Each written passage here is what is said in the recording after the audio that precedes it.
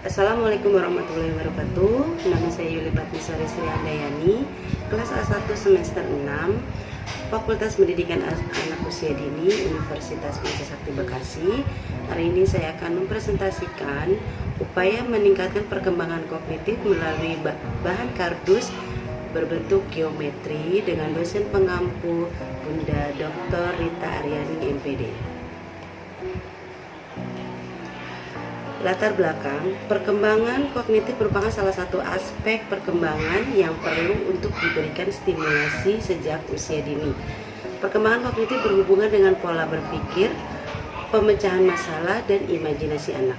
Perkembangan kognitif anak dapat dikembangkan melalui permainan karena bermain merupakan hal yang dekat pada anak dan dunia anak adalah bermain.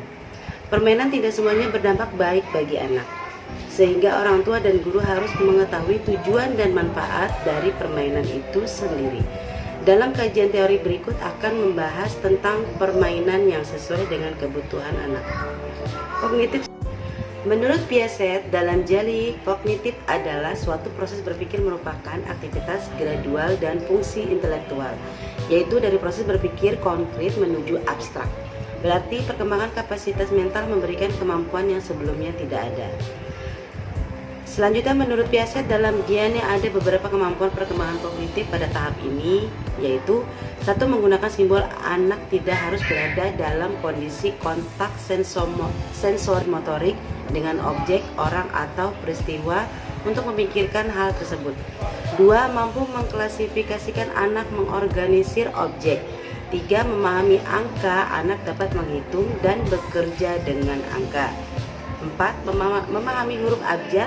Anak dapat mengetahui dan memahami tanda-tanda aksara dalam tata tulis yang merupakan huruf abjad.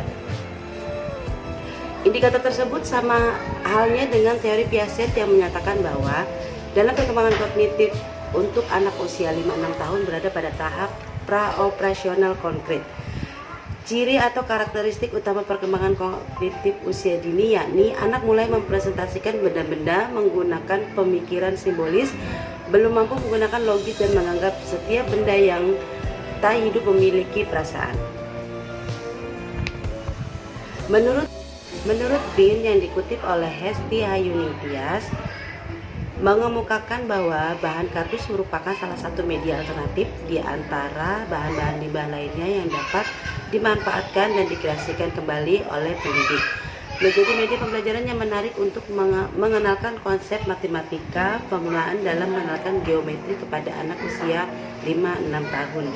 Pemanfaatan bahan kardus sebagai media pembelajaran anak usia dini dalam mengenalkan konsep matematika dengan membuatnya menjadi macam-macam bentuk geometri. Geometri adalah salah satu cabang ilmu matematika yang sangat terkait dengan bentuk, ukuran, dan komposisian. Definisi kognitif. Istilah kognitif berasal dari kata cognition yang artinya adalah pengertian. Kognitif adalah proses yang terjadi secara internal di dalam pusat susunan syaraf pada saat manusia sedang berpikir. Pengertian cognition atau kognisi adalah perolehan, penataan, dan penggunaan pengetahuan otak untuk memecahkan suatu masalah. Tata perkembangan kognitif. Pada dasarnya kemampuan kognitif anak sangat penting ditingkatkan agar anak mampu melakukan eksplorasi terhadap dunia sekitar melalui panca inderanya. Proses kognisi meliputi berbagai aspek seperti persepsi, ingatan, pikiran, simbol, penalaran, dan pemecahan masalah. Kemampuan kognitif setiap orang berbeda-beda. Cara anak berpikir pada suatu tahap tertentu sangat berbeda dari cara mereka berpikir. Piaget mengategorikan secara aktual perkembangan tahap kognitif anak-anak berbeda dengan Vygotsky. Melihat perkembangan kognitif dalam kaitannya dengan komponen-komponen sosial di mana anak berbeda. Menurut Vygotsky, kemampuan kognitif seorang anak berkembang tidak hanya karena melakukan sesuatu dengan objek, tetapi juga melalui interaksi dengan orang-orang dewasa atau teman sebayanya. Karakteristik perkembangan kognitif. Perkembangan kognitif pada setiap tahapannya memiliki karakteristik tersendiri yang membedakannya dengan tahap lainnya. Adapun cara berpikir anak usia dini ditandai dengan ciri-ciri sebagai berikut. A. Deduktif reasoning, artinya anak berpikir yang bukan induktif atau deduktif tetapi tidak logis. B. Ketidakjelasan hubungan sebab akibat artinya tidak mengenal hubungan sebab akibat secara tidak logis. C.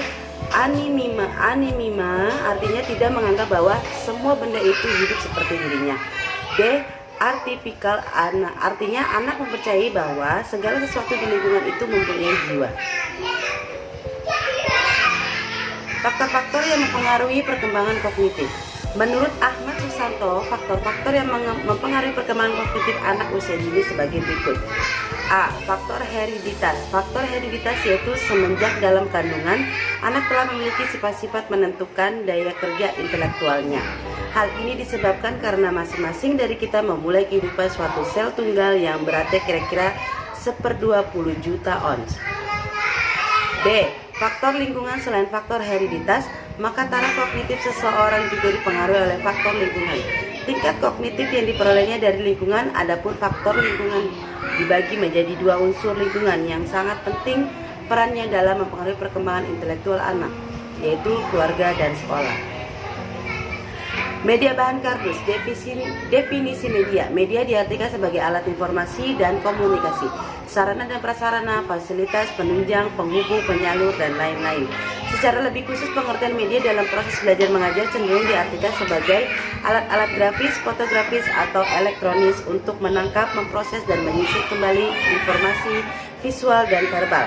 Menurut James, dalam Sudirman menyatakan bahwa media adalah sebagai jenis komponen dalam lingkungan siswa yang dapat merangsangnya untuk belajar.